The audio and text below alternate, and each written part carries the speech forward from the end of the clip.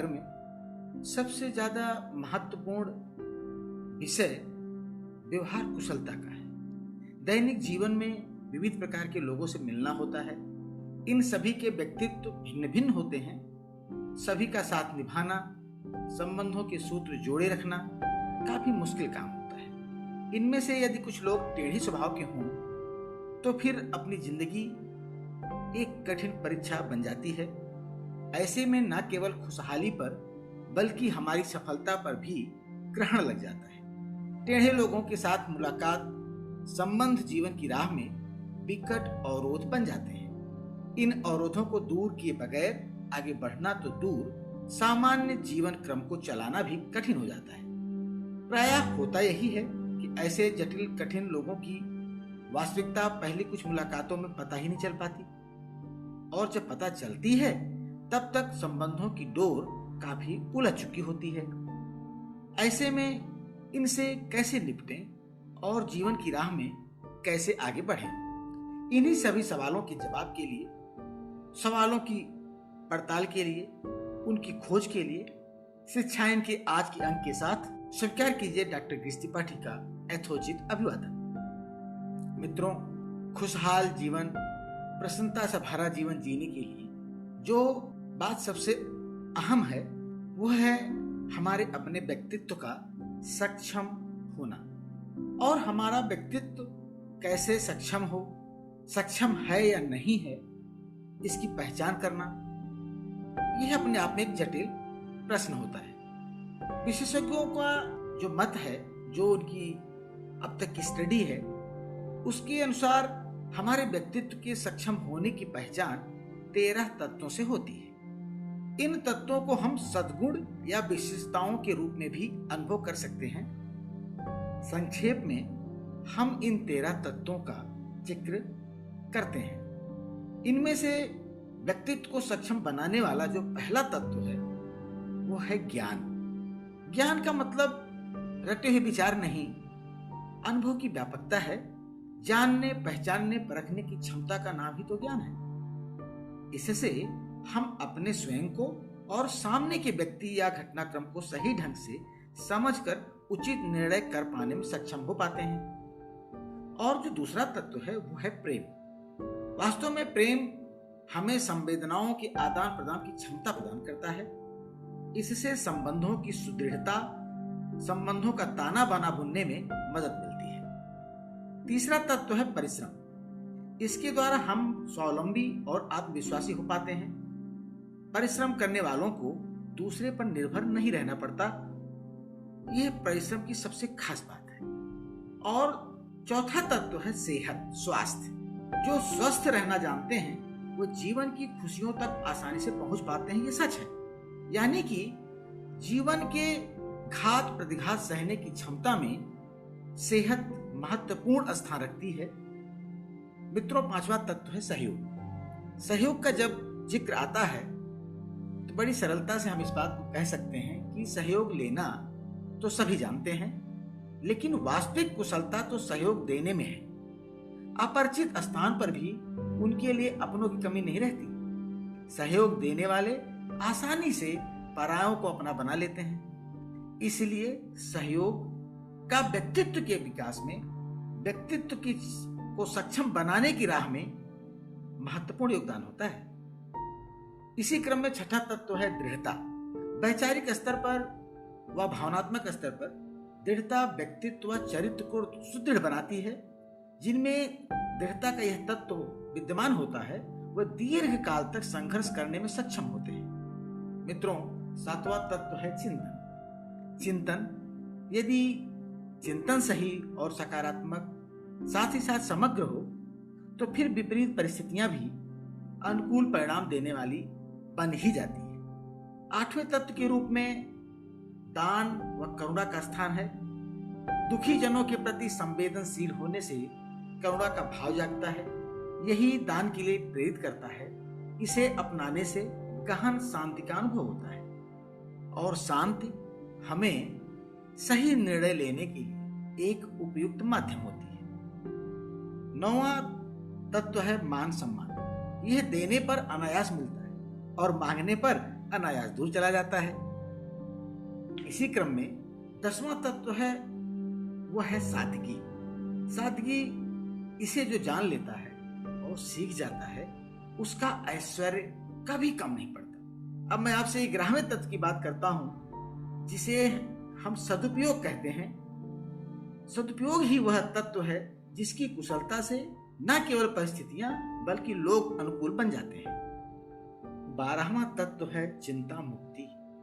आप सब जानते हैं कि चिंता चिता से बढ़कर होती है। चिंता करने वाले अपने व्यक्तित्व की क्षमताओं को गंवा देते हैं, और जो लोग चिंता मुक्त होते हैं उन्हें अनायास दैवी सहायताएं मिलने लगती हैं, और वह अपने व्यक्तित्व के निर्माण में, अपने व्यक्तित्व को सक्षम बनाने में सदैव अग्रसर रहते हैं, सदैव सफल रहते हैं। मित्रों, इस क्रम में अंतिम 13वां तत्व है प्रसन्नता, हैप्पीनेस। आपकी प्रसन्नता, स्वयं पर विश्वास एवं ईश्वर पर आस्था के साथ विश्वास हमेशा आपको हमें प्रसन्नता का वरदान देता है।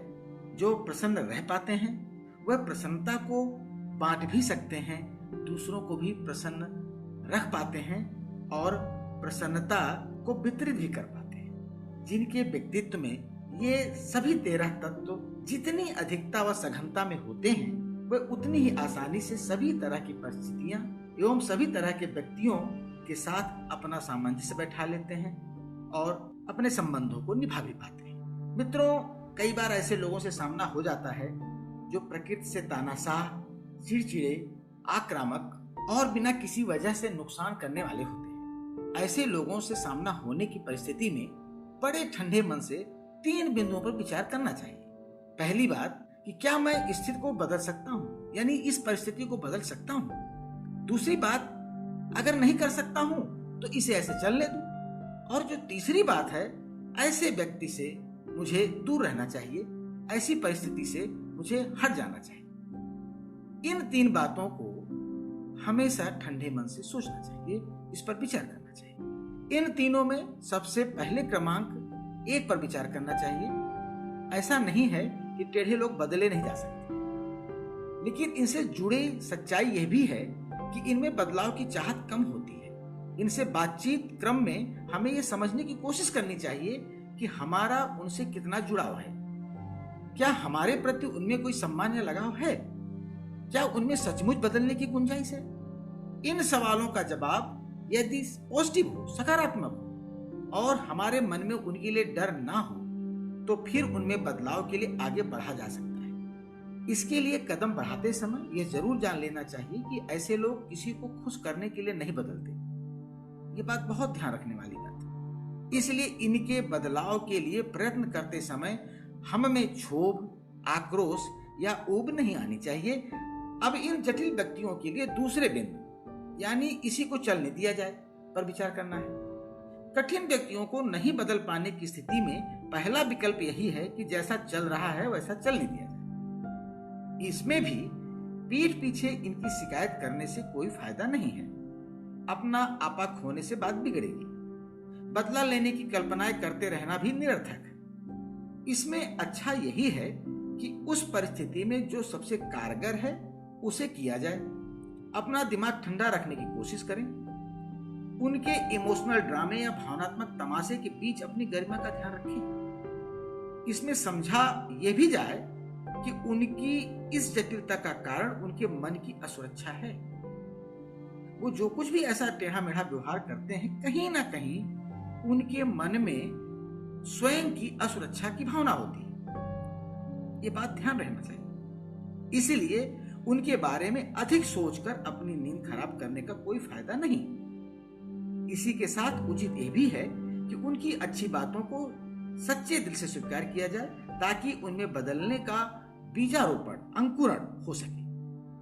अब मान लेते हैं कि यह दूसरा विकल्प भी कारगर ना हो, तो ऐसे में फिर तीसरा और अंतिम विकल्प ही आपके पास बचता है, और यह तीसरा विकल्प है ऐसे कठिन जटिल व्यक्तियों से दूरी बना लेना।